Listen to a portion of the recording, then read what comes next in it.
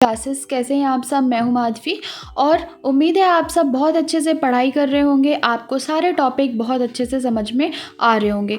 Student, यदि आपको कोई भी टॉपिक समझ में नहीं आता तो आप कमेंट बॉक्स में कमेंट करें। मैं आपको उस टॉपिक के बारे में डिस्कशन आपके साथ ज़रूर करूँगी। तो स्टूडेंट, आज हम आपके साथ डिस्कस करने जा रहे हैं मध्य प्रदेश व्यापम MPB ग्रुप 5 के जो अभी 2022 में जो एग्ज़ाम कंडक्ट कराए गए हैं उन एग्ज़ाम्स की आंसर की आ गई हैं। जैसे BSc नर्सिंग का एग्ज़ाम कराया गया है, BMLT टेक्नीशियन के लिए जो पोस्ट आए थे उसका एग्ज़ाम कंडक्ट कराया गया, ऑपरेशन थिएटर टेक्नीशियन के लिए या रेडियोग्राफर टेक्नीशियन के लिए, ये जितने भी पैरामेडिकल स्टाफ के लिए जो एग्ज़ाम कंडक्ट कराया गया था गवर्नमेंट पोस्ट के लिए, उसकी आंसर की आ गई है। तो स्टूडेंट, आज मैं आपसे ऑपरेशन थिएटर टेक्नीशियन का जो क्वेश्चन पेपर आया था या जो ऑपरेशन थिएटर टेक्नीशियन के लिए जो क्वेश्चन बनाए गए थे, तैयार किए गए थे 100 मार्क्स के, उन सारे क्वेश्चन के बारे में डिस्कस करेंगे कि आखिर किस टाइप के क्वेश्चन एग्ज़ाम में पूछे जाते हैं। ठीक है स्टूडेंट। तो स्टूडेंट, इसमें जो टोटल 100 मार्क्स का आपको मालूम है क्वेश्चन पेपर रहता है, जिसमें 25 जो होते हैं वो आपका GK, science, maths, reasoning, English के होते हैं। देन 75 क्वेश्चन आपके टेक्निकल ट्रेड से पूछे जाते हैं। ठीक है स्टूडेंट, चलिए स्टार्ट करते हैं। तो चलिए हम सबसे पहले देखते हैं फर्स्ट क्वेश्चन कि आखिर फर्स्ट क्वेश्चन क्या पूछा गया था। तो आपका जो फर्स्ट क्वेश्चन था इसमें यह था, in which of the following years did the Indian parliament pass a law goods and service tax act to simplify and introduce to unified indirect tax system in India. तो उसको हिंदी में समझते हैं कि निम्नलिखित में से किस वर्ष में, मतलब इसमें पूछा गया है कि किस वर्ष में भारतीय संसद ने भारत में एकीकृत अप्रत्यक्ष कर प्रणाली को सरल और लागू करने के लिए एक कानून, माल और सेवा कर अधिनियम पारित किया गया था। तो इसमें आपको सन पूछा गया है कि भारतीय संसद ने भारत में एकीकृत अप्रत्यक्ष कर प्रणाली को सरल और लागू करने के लिए जो एक कानून बनाया था, वो जो अधिनियम है वो कब पारित किया गया था, किस सन में पारित किया गया था। तो इसका ऑप्शन ए है 2016, ऑप्शन बी है 2017, ऑप्शन सी है 2015, देन ऑप्शन डी है और 2014। तो स्टूडेंट, इसका करेक्ट आंसर है ए 2016। ठीक है स्टूडेंट। अब हम देखेंगे नेक्स्ट क्वेश्चन में कि तो आपका नेक्स्ट क्वेश्चन है, who among the following established the Indian statistical institute. ठीक है। तो इसमें पूछा गया है, निम्नलिखित में से किसने भारतीय सांख्यिकी संस्थान की स्थापना की थी। तो आपको बताना है कि स्टैटिस्टिकल इंस्टीट्यूट की स्थापना किसने की थी। ठीक है स्टूडेंट। तो इसका ऑप्शन ए है PC महालनोबिस ने, ऑप्शन बी है CR राव ने, ऑप्शन सी है BKRV राव ने, देन ऑप्शन डी है PC रे ने। ठीक है स्टूडेंट। तो आपको इसका राइट आंसर में टिक करना था। तो इसका जो राइट आंसर है वो है PC महालनोबिस। जो PC महालनोबिस है, इन्होंने भारतीय सांख्यिकी संस्थान की स्थापना की थी। ठीक है स्टूडेंट। तो ये है आपका सेकंड क्वेश्चन। अब हम देखते हैं आपका थर्ड क्वेश्चन। तो जो थर्ड क्वेश्चन था आपका क्वेश्चन नंबर 3 है, world trade organisation was established as a successor organisation of which the following. ठीक है स्टूडेंट। तो इसको हिंदी में पहले अपन समझते हैं, विश्व व्यापार संगठन निम्नलिखित में से किसके उत्तराधिकारी संगठन के रूप में स्थापित किया गया है। ठीक है स्टूडेंट। तो इसका ऑप्शन ये है international agreement on trade and tariff, then second है general agreement in inter state trade, then option C है general agreement on tariff and trade, then option D है agreement related to global trade. ठीक है। तो विश्व व्यापार संगठन निम्नलिखित में से किसके उत्तराधिकारी संगठन के रूप में स्थापित किया गया था। तो इसका जो राइट आंसर है वो है option C, general agreement on tariff and trade के उत्तराधिकारी संगठन के रूप में इसको स्थापित किया गया है। ठीक है स्टूडेंट। अब आपका आता है नेक्स्ट क्वेश्चन। तो नेक्स्ट क्वेश्चन में क्वेश्चन नंबर 4 के बारे में हम देखते हैं, is the first ever female prime minister in the world. इसमें पूछा गया है कि विश्व की पहली महिला प्रधानमंत्री कौन थी। तो देखिए इस क्वेश्चन को पहले आप ध्यान से देखिए, इसमें भारत की पहली महिला प्रधानमंत्री को नहीं पूछा गया है, इसमें विश्व की पहली महिला प्रधानमंत्री के बारे में पूछा गया है। तो इसका जो फर्स्ट आपको ऑप्शन दिख रहा है, ऑप्शन है ए है बेनजीर भुट्टो, देन आपका बी ऑप्शन है सिरमावो भंडारनायके, ऑप्शन सी है Indira Gandhi, then option D है सुचिता कृपलानी। ठीक है स्टूडेंट, तो इसका राइट आंसर है सिरमावो भंडारनायके। देखिए स्टूडेंट यहीं पे हम गलती कर देते हैं, यहाँ पे यदि आपने सही तरीके से क्वेश्चन नहीं पढ़ा होता तो आपको लगता है इसमें भारत की पहली प्रधानमंत्री के बारे में पूछा गया है, बट इसमें विश्व की पहली महिला प्रधानमंत्री के बारे में पूछा गया है। ठीक है स्टूडेंट, अब ये आपके 4 क्वेश्चन हो गए। ठीक है, इसके बाद हम नेक्स्ट क्वेश्चन आप आते हैं इंग्लिश में। अब ये यहाँ पे इंग्लिश के क्वेश्चन स्टार्ट होते हैं। तो क्वेश्चन नंबर 5 है आपका इंग्लिश का, the question below consist of the set of label sentence, this sentence when properly sequence from the coherent paragraph select the most logical order of the sentence from the given option. ठीक है, आपको ये पूरा नीचे paragraph के अलग अलग sentence बनाए गए हैं, तो इसको आपको सही पैराग्राफ में सेट करना है। ठीक है, तो इसका जो राइट आंसर है वो है आपका option A D C A B. मतलब आप इसका राइट पैराग्राफ बनाओगे तो पहले आपको डी ऑप्शन रखना पड़ेगा, ठीक है, फिर उसके आपको सी ऑप्शन रखना पड़ेगा, फिर ए ऑप्शन रखना पड़ेगा, फिर बी ऑप्शन रखना पड़ेगा, तभी आपका इसका राइट आंसर तैयार हो जाएगा। ठीक है स्टूडेंट, तो ये आपका इंग्लिश का क्वेश्चन था। अब हम बात करते हैं नेक्स्ट क्वेश्चन की, क्वेश्चन नंबर 6। क्वेश्चन नंबर 6 ये भी आपका इंग्लिश का क्वेश्चन पूछा गया है। Following question given below the sentence is given with 2 blanks, choose the correct combination of words that fit into the corresponding blanks. तो ये जो आपका ब्लैंक्स पूछा गया है क्वेश्चन में, जो ब्लैंक्स है, इस क्वेश्चन को पढ़ करके आपको सही आंसर इसमें फिल करना था। ठीक है, तो इसका राइट आंसर था student option D with and comms. ठीक है, इसके बाद हम नेक्स्ट क्वेश्चन पे आते हैं। तो क्वेश्चन नंबर 7 भी आपका इंग्लिश का है। इसमें भी the question below consist of a set of labeled sentence, this sentence when properly sequenced from the current paragraph select the most logical order of the sentence from the given option। तो student आपको ये sentence दिए गए हुए हैं, आपको इसका एक प्रॉपर पैराग्राफ बनाना है। ठीक है, तो आपको बनाना है, स्टार्ट करना है कि आपका सबसे फर्स्ट में कौन सा जो आपका ऑप्शन है, सबसे फर्स्ट लाइन रहेगी, फिर सेकेंड लाइन कौन सी रहेगी, थर्ड लाइन कौन सी रहेगी, लास्ट लाइन कौन सी रहेगी। तो इसका जो करेक्ट आंसर है वो है CABD ऑप्शन नंबर डी। ठीक है, तो इसका जो सबसे फर्स्ट में सी आएगा, फिर उसके बाद आपका ए आएगा, फिर उसके बाद बी आएगा, देन उसके बाद डी आएगा। ठीक है स्टूडेंट, तो ऐसे करके पहले आपको इस पूरे सेंटेंस को पढ़ करके एक सही पैराग्राफ तैयार करना था। ठीक है, क्वेश्चन में आते हैं स्टूडेंट। तो नेक्स्ट क्वेश्चन भी आपका इंग्लिश का ही है। तो नेक्स्ट क्वेश्चन है the question below consist of a set of labeled sentence, this sentence when properly sequenced from the current paragraph select the most logical order of the sentence from among the option। ठीक है student, ये जो आपके options दिए गए हैं इसको भी प्रॉपर तरीके से आपको एक पैराग्राफ तैयार करके सेंटेंस को सेट करना है। ठीक है स्टूडेंट, तो इसका भी राइट आंसर है option B.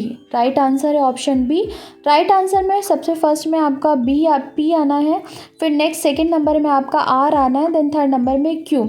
A shop owner placed a sign board of the puppies for sale. उसके बाद नेक्स्ट आर आएगा, this type of sign always attract younger children.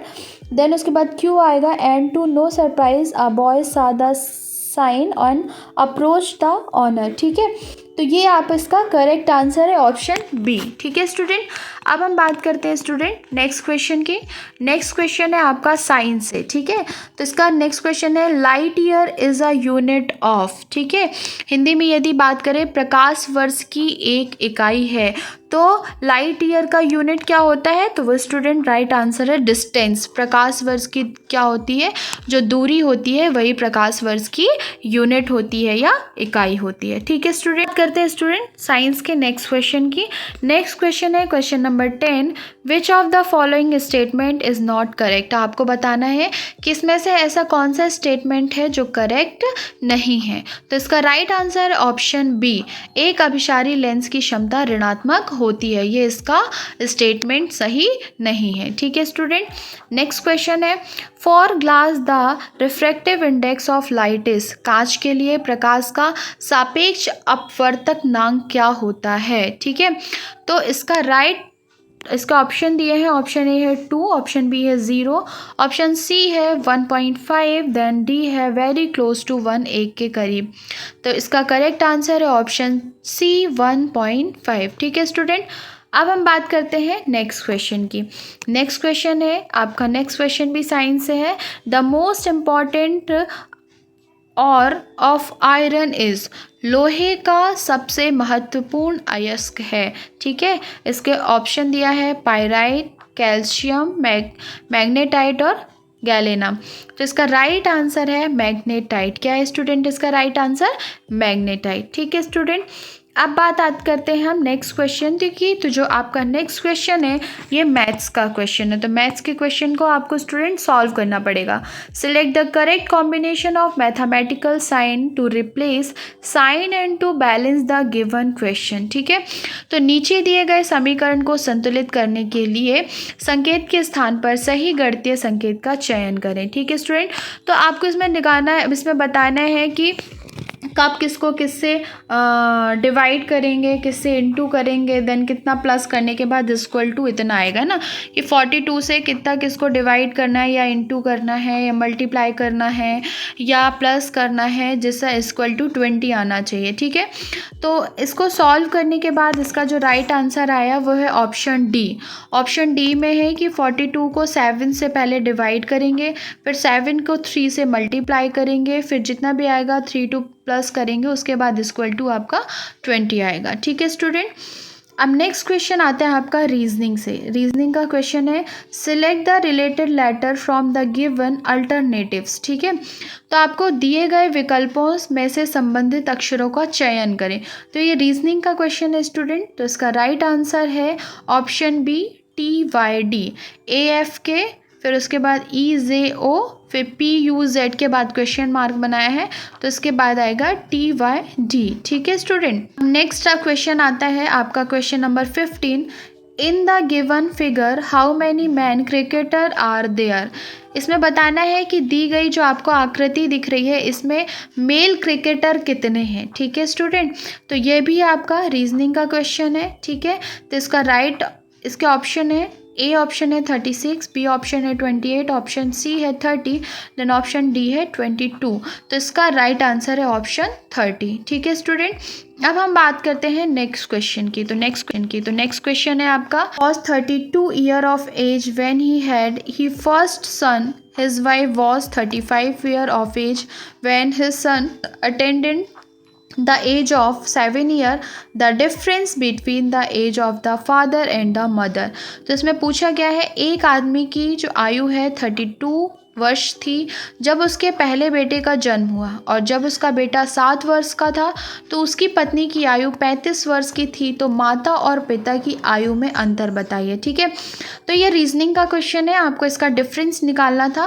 तो इसका ऑप्शन ए दिया था 3 year, option B 4 year, option C 5 year, then option D 7 year. The correct answer is option B 4 year. ठीक है, आपका जो क्वेश्चन आता है कि Ritesh buy candies at 15 for price 14 and sells them at 30 for 15 price 30। what is the gain or loss या percent निकालना है। तो क्वेश्चन में पूछा गया है, रितेश ने 40 रुपये में 15 कैंडी खरीदता है और उन्हें 50 रुपये में 30 बेचता है, तो उसका लाभ या हानि प्रतिशत क्या होगा। ठीक है, तो इसमें आपको फॉर्मूला अप्लाई करने के बाद इसका आंसर निकालना था। तो इसका जो राइट आंसर है 37 × 6/24 12%। ठीक है स्टूडेंट, तो ये इसका राइट आंसर है। अब हम बात करते हैं नेक्स्ट क्वेश्चन की। तो next question number 18, a man had 2 acid solution, one 90% pure and then other 97% pure. How many liters of each should be mixed to get 42 litre of 95 pure solution?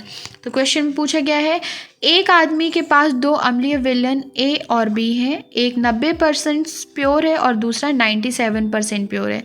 प्रत्येक विलयन का कितना लीटर मिश्रण मिलाया जाए कि 42 लीटर विलयन में 95% प्योर विलयन प्राप्त हो सके? ठीक है स्टूडेंट, तो इसका ऑप्शन डी ए दिया गया है, 12 litre of A with 30 litre of B. Option B है 13 litre of A with 29 litre of B. C option है 15 litre of A with 27 litre of B. Then option D है 20 litre of A with 22 litre of B. तो इसका जो correct answer है student वो है option A. Option A है कि इसमें 20 लीटर आपको ए का लेना है मतलब, और देन 30 लीटर आपको बी का लेना है, तब आपको 42 लीटर में 95% प्योर सॉल्यूशन प्राप्त हो जाएगा। ठीक है स्टूडेंट, अब हम बात करते हैं क्वेश्चन नंबर 19 है, अ brick measuring 16 into 20 into 10 centimeter is cut into the cubidal pieces measuring 8 into 3 into 5 centimeter. How many pieces will be formed? एक ईंट की माप को 16 इंटू 12 इंटू 10 सेंटीमीटर के को घनाभ के टुकड़ों में 8 इंटू 3 इंटू 5 सेंटीमीटर में काटा जाता है, ऐसे कितने टुकड़े बनेंगे? ठीक है स्टूडेंट, तो ये आपका क्वेश्चन आपको स्क्रीन में दिख रहा है, इसका आपको राइट आंसर निकालना है। तो ये भी आपका, तो इसका ऑप्शन ए है 16, ऑप्शन बी है 18, ऑप्शन सी है 14, देन ऑप्शन डी है 12। तो इसका करेक्ट आंसर है ऑप्शन ए 16। ठीक है स्टूडेंट, अब हम बात करते हैं नेक्स्ट क्वेश्चन की। A solid metallic cone of height 10 centimetre and radius of base 20 centimetre is melted to make spherical balls each for 4 centimeter diameter. How many such balls can be made? ठीक है student, इसमें पूछा गया है 10 centimetre ऊंचाई और 20 centimetre आधार त्रिज्या के एक ठोस धातु के शंकु को पिघलाकर 4 सेंटीमीटर व्यास की गोलाकार गेंदें बनाई जाती हैं, ऐसी कितनी गेंदें बनाई जा सकती हैं? ठीक है स्टूडेंट, तो इसका ऑप्शन ए है 15, ऑप्शन बी है 75, ऑप्शन सी है 125, ऑप्शन डी है 25। तो इसका करेक्ट आंसर है 125, मतलब इसमें 4 सेंटीमीटर की टोटल 4 सेंटीमीटर व्यास वाली एक 125 बॉल्स बनाई जा सकती हैं। ठीक है स्टूडेंट, अब हम बात करते हैं, यहाँ पे आपके 21 से स्टार्ट होते हैं हिंदी के क्वेश्चन। ठीक है, तो हिंदी के क्वेश्चन में फर्स्ट क्वेश्चन है, निम्नलिखित में से योग रूढ़ शब्द का चयन कीजिए। तो इसमें योग रूढ़ शब्द कौन सा है? फर्स्ट रात, बी विद्यालय, सी कलम, डी महावीर। ठीक है, तो इसका राइट आंसर है स्टूडेंट महावीर। ठीक है, योग रूढ़ शब्द का मतलब है महावीर। ठीक है, अब हम बात करते हैं क्वेश्चन नंबर 22। क्वेश्चन नंबर 22 में निम्नलिखित में से त्रयोदश का तद्भव शब्द क्या होगा? ठीक है, तो त्रयोदश का मतलब होता है स्टूडेंट 13। ठीक है, तो इसमें ऑप्शन ये है 43, बी 30, सी 23 और डी 13। तो इसका करेक्ट आंसर है 13। आप क्वेश्चन को ध्यान से देख सकते हैं स्टूडेंट। ठीक है, अब हम चलते हैं नेक्स्ट क्वेश्चन में। तो हमारा क्वेश्चन नंबर 23 है, निम्नलिखित में से किस वाक्य में शब्दों का अनावश्यक व अनपेक्षित प्रयोग नहीं किया गया है? ठीक है, इसमें पूछा गया है कि ऐसा कौन सा वाक्य है जिसमें शब्दों को अनावश्यक यूज़ नहीं किया गया है? तो इसका ऑप्शन ये है, पर्वतों में हिमालय सबसे बहुत ऊंचा है, मतलब इसमें सबसे और बहुत ऊंचा है, मतलब इसमें अनावश्यक शब्दों का यूज़ किया गया है। ऑप्शन बी है, सिवाय आपको छोड़कर सभी आए थे। नेक्स्ट ऑप्शन सी है आपको हिंदी का अच्छा ज्ञान है। देन ऑप्शन डी है जहाँ तक हमारा विचार तो यही है। ठीक है स्टूडेंट, तो इसका करेक्ट आंसर है सी, आपको हिंदी का अच्छा ज्ञान है। मतलब इसमें अनावश्यक किसी भी शब्द का यूज़ नहीं किया गया है। ठीक है स्टूडेंट, हम चलते हैं क्वेश्चन नंबर 24 में। तो क्वेश्चन नंबर 24 है, निम्न में से किस वाक्य में विराम चिन्हों का प्रयोग सही से किया गया है। ठीक है, तो इसमें पूछा गया है कि जो विराम चिन्ह है उसमें सही से कहाँ प्रयोग किया गया है। तो ऑप्शन ए है, मैंने तुलसीदास जी का रामचरितमानस पढ़ा है। इसमें रामचरितमानस के बाद विराम लगाया गया है। नेक्स्ट बी है, वह कार्यालय ना जा सका क्योंकि अस्वस्थ था। विकास, अजय, नारंग और चेतन साथ साथ घूमने गए। ऑप्शन डी है, कृतज्ञ बराबर उपकार ना मानने वाला। तो इसका जो राइट आंसर है वो है ऑप्शन डी, कृतज्ञ का मतलब होता है उपकार ना मानने वाला। ठीक है स्टूडेंट, ये विराम चिन्हों का सही से यूज़ किया गया है। नेक्स्ट क्वेश्चन आता है क्वेश्चन नंबर 25, निम्नलिखित में से महोत्सव कौन सी संधि का सही उदाहरण है। ठीक है, तो इसमें यहाँ पे संधि पूछी गई है स्टूडेंट। तो ऑप्शन ये है दीर्घ संधि, ऑप्शन बी है वृद्धि संधि, ऑप्शन सी है यण संधि, ऑप्शन डी है गुण संधि। तो इसका राइट आंसर है स्टूडेंट दीर्घ संधि। ठीक है, इसका राइट आंसर है स्टूडेंट गुण संधि। ठीक है, महोत्सव जो होता है वो गुण संधि का उदाहरण है या एग्जाम्पल है। ठीक है स्टूडेंट, अब यहाँ पे 26 नंबर से आपके ओटी के क्वेश्चन स्टार्ट होते हैं स्टूडेंट। ठीक है, तो यहाँ पे आपका 75 जो क्वेश्चन है ये यहाँ पे स्टार्ट होते हैं। तो 26 कि इसमें पूछा गया है, rongeur are used in surgery for. जो रोटेन गुर इंस्ट्रूमेंट है वो सर्जरी में किस लिए यूज़ किया जाता है। First option A, making cuts and tissue, option B for stitching, option C looking inside the urethra, then option D making holes in the bone. Tissues को cut करने के लिए, सूचस लगाने के लिए, यूट्रस को देखने के लिए, यूरिनरी ट्रैक को देखने के लिए, या होल में बोन्स में होल करने के लिए। तो ये जो आपका रोटेन गुर इंस्ट्रूमेंट होता है स्टूडेंट, इसका यूज़ बोन्स में होल करने के लिए यूज़ किया जाता है। ठीक है स्टूडेंट, इस क्वेश्चन है question number 27, who should not discuss the reveal the procedure done in the theatre with anybody. Operation theatre में की जाने वाली प्रोसीजर के बारे में किससे डिस्कस नहीं करना चाहिए, डिस्कस नहीं करना चाहिए। तो फर्स्ट ऑप्शन है सर्कुलेटिंग नर्स, ऑप्शन बी है theatre nurse, operation theatre technician या एनेस्थेटिक्स। ठीक है, तो इसका राइट आंसर है ऑपरेशन थिएटर नर्स। जो ओटी नर्स होती है उसमें थिएटर में किए जाने वाली प्रोसीजर के बारे में किसी से भी डिस्कस नहीं करना चाहिए। ठीक है, नेक्स्ट क्वेश्चन है क्वेश्चन नंबर 28। क्वेश्चन नंबर 28 में पूछा गया है, which of the following is not correct statement about SIRS। ठीक है, तो इसमें पूछा गया है SIRS के बारे में निम्नलिखित में से कौन सा कथन सही नहीं है। तो देखो आप इसमें आपको 3 कथन इसमें आपको सही, 3 स्टेटमेंट आपको सही ढूंढना है और 1 स्टेटमेंट उसमें से आपको गलत निकालना है। क्वेश्चन आप बहुत घुमा करके पूछा गया है कि इसमें 3 आपको सही स्टेटमेंट दिए गए हैं और उसमें से 1 स्टेटमेंट आपको गलत निकालना है। ठीक है, तो इसका ऑप्शन ए है प्रणालीगत भड़काऊ प्रतिक्रिया सिंड्रोम। SIRS शरीर की एक अतिरंजित रक्षा प्रतिक्रिया है। मतलब systemic inflammatory response syndrome is an the exaggerated defence response of the body. Option B है SIRS can be triggered only by infection but not by numerous other factors such as trauma, burn and pancreatitis।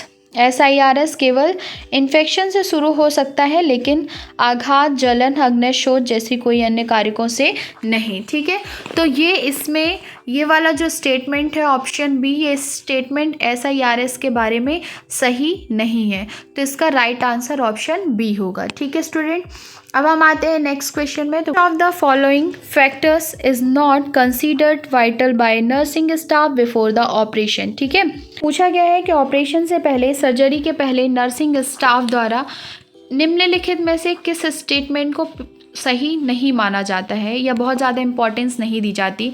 तो first patient की as को importance दी जाती है। B, economic status को ज़्यादा importance नहीं दी जाती है। ऑप्शन सी, फैमिली हिस्ट्री ली जाती है क्योंकि इससे डिसीज़ का पता लगाया जाता है। देन पेशेंट की हैबिट्स भी देखी जाती है। तो इसमें जो पेशेंट का इकोनॉमिक स्टेटस होता है, आर्थिक स्थिति होती है, उसमें ज़्यादा महत्वपूर्ण इसको नहीं बनाया जाता है। ठीक है स्टूडेंट, तो इसका राइट आंसर है option B. Next question number 30 है, what is the name of the non invasive equipment from the measuring oxygen saturation level in the patient.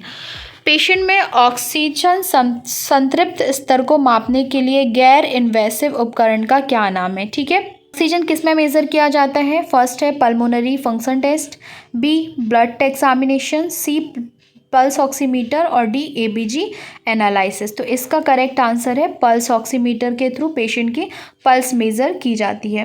Next question है question number 31, What refers the temperature below 36 degree Celsius which are estimate to occur approximately half of the patient। इसमें पूछा गया है 36 degree Celsius से नीचे के temperature को क्या कहते हैं जो ज़्यादातर पेशेंट में अनजाने में होने का अनुमान है। ठीक है, तो देखो फर्स्ट होता है हाइपोथर्मिया। हाइपोथर्मिया मतलब पेशेंट का टेम्परेचर कम हो जाना। नेक्स्ट ऑप्शन बी है नॉर्मोथर्मिया, ऑप्शन सी है होमोस्टेटिस या ऑप्शन डी है आपका ऑब्सोल्यूट ज़ीरो। तो इसका करेक्ट आंसर है हाइपोथर्मिया। हाइपोथर्मिया का मतलब ये होता है पेशेंट की बॉडी का टेम्परेचर कम हो जाना। डिग्री सेल्सियस के नीचे टेम्परेचर को क्या कहते हैं जो लगभग आधे पेशेंट्स में अनजाने में होने का अनुमान है। ठीक है, इसमें लोअर जो नॉर्मल आपका टेम्परेचर है उससे कम टेम्परेचर के बारे में पूछा गया है, तो उसे हाइपोथर्मिया कहते हैं। ठीक है स्टूडेंट, नेक्स्ट क्वेश्चन आता है, who is required to ensure the correct identify of the patient. ठीक है, पेशेंट की सही पहचान सुनिश्चित करने के लिए किसे आवश्यक है? ए है स्क्रब नर्स, ऑप्शन बी है लैब टेक्नीशियन, ऑप्शन सी है प्री ऑपरेटिव नर्स, देन आपका वार्ड नर्स। ठीक है, तो पेशेंट का ओटी में सही पहचान करना किसके लिए ज़रूरत होता है? प्री ऑपरेटिव नर्स, जो सर्जरी के पहले पेशेंट को देखती है। ठीक है स्टूडेंट, नेक्स्ट क्वेश्चन है, which of the following factor is not considered before preparing a patient of positioning. ठीक है, स्थिति पोजीशन के लिए पेशेंट को तैयार करने से पहले निम्नलिखित में से कौन से कारकों पर विचार नहीं किया जाता। ठीक है, अब आपको बताना है इसमें कि ऐसा कौन सा स्टेटमेंट है जो पेशेंट की पोजीशन बनाते समय ध्यान नहीं दिया जाता है। तो फर्स्ट एक्टिविटी लेवल, तो पेशेंट का एक्टिविटी देखा जाता है। Length of admission, option C nutritional level, then patient, option D patient dignity. ठीक है, तो गतिविधि स्तर, प्रवेश की अवधि, पोषण स्तर और रोगी गरिमा। तो इसका ऑप्शन करेक्ट है आपका लेंथ ऑफ एडमिशन।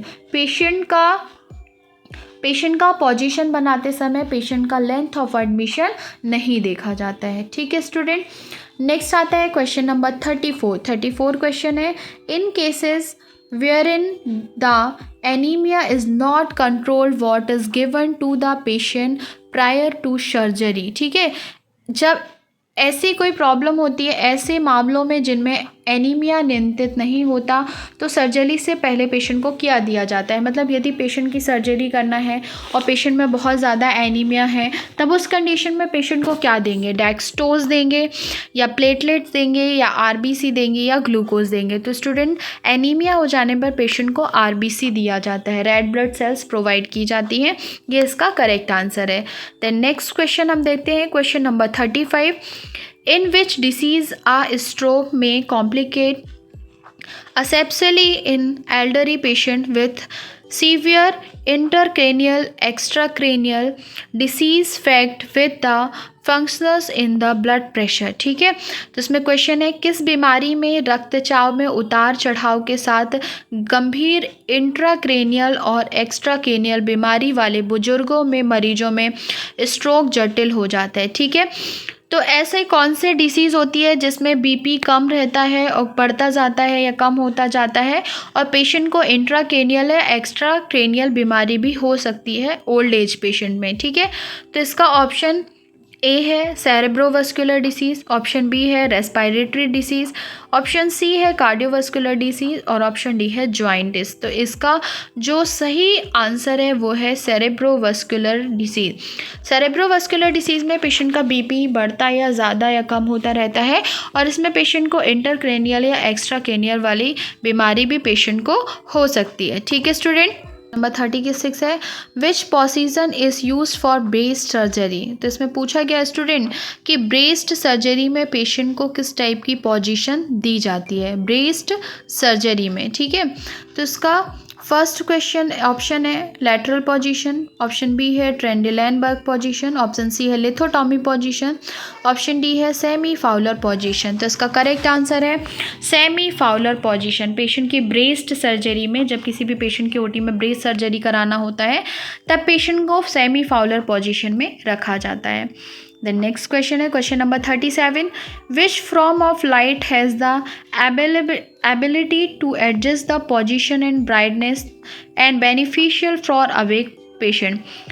इसमें पूछा गया है किस टाइप की लाइट में स्थिति को समायोजित करने की क्षमता होती है और जागृत रोगियों के लिए चमक फ़ायदेमंद होती है। मतलब ओटी में जब सर्जरी करते समय कौन सी लाइट बेनिफिशियल होती है। तो इसका फर्स्ट ऑप्शन है डिम लाइट, ऑप्शन बी है एलईडी, ऑप्शन सी है ceiling mounted light, then option D है इमरजेंसी लाइट। ठीक है स्टूडेंट, तो इसका करेक्ट आंसर है सीलिंग माउंटेड लाइट। ठीक, हम बात करते हैं नेक्स्ट क्वेश्चन की। तो नेक्स्ट क्वेश्चन है where is horizontal metal suture not use. ठीक है, तो इसमें पूछा गया है कि क्षितिज जो हॉरिजॉन्टल मेटल सूचर होता है वो कहाँ पे यूज़ नहीं किया जाता है ना।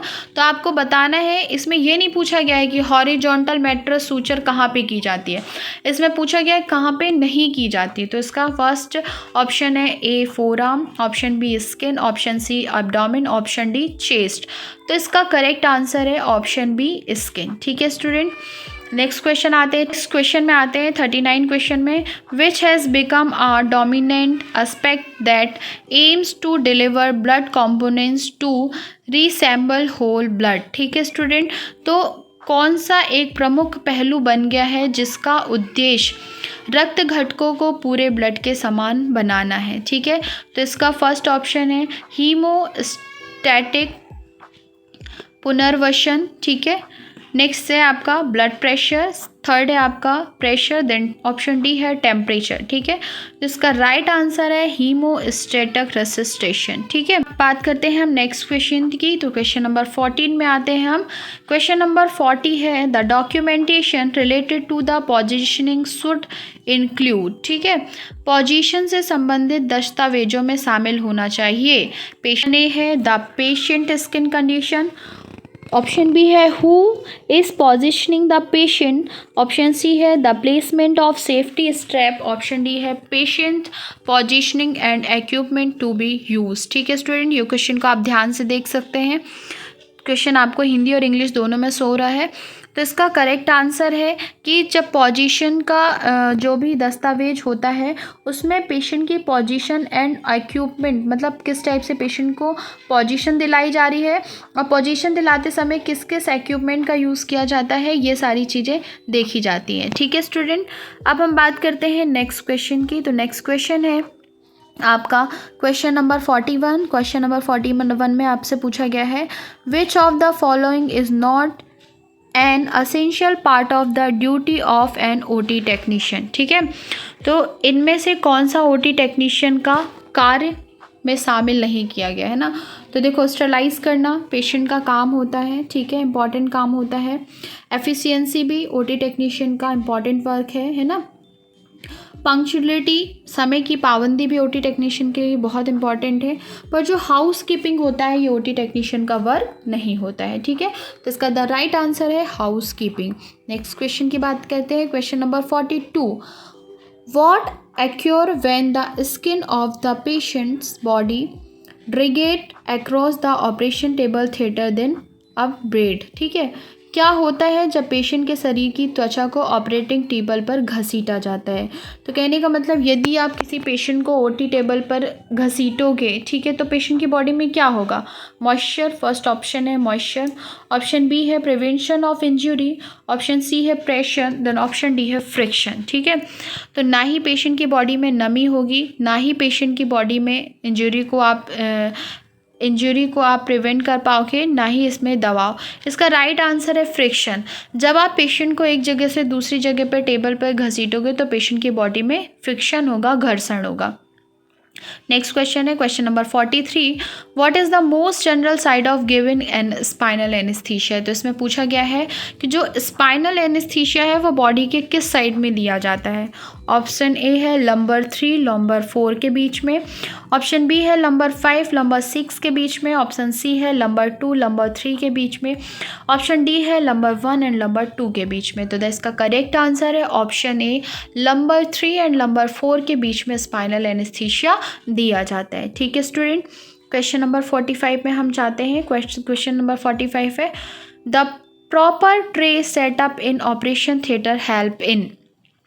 अब ऑपरेशन थिएटर में यदि सही तरीके से ट्रे लगाई गई हो तो वो आपके किस चीज़ में हेल्प करती है? फर्स्ट ऑप्शन है टाइम मैनेजमेंट में, ऑप्शन बी है एफिशिएंसी ऑफ सर्जरीज़ में, नेक्स्ट ऑप्शन सी है ऑपरेटिंग कॉस्ट में, और ऑप्शन डी है पेशेंट प्रोटेक्शन में।